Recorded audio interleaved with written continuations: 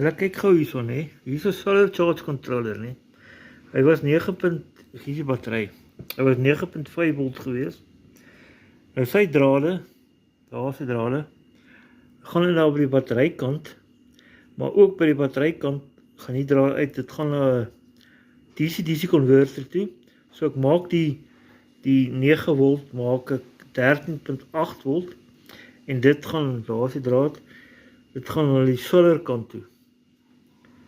En hy was 9.5 volt gewees, dan check jy so die solar wat nou battery laai. So hy laai homself. Hæ? Kan jy dit glo? Gaan net nou kyk hoe lank ek kan, want hierdie DC converter is baie warm. Ek moet hom die heatsink opsit. Maar ek gaan net los kyk hoe gaan hy aan, hoe gaan hy die battery laai.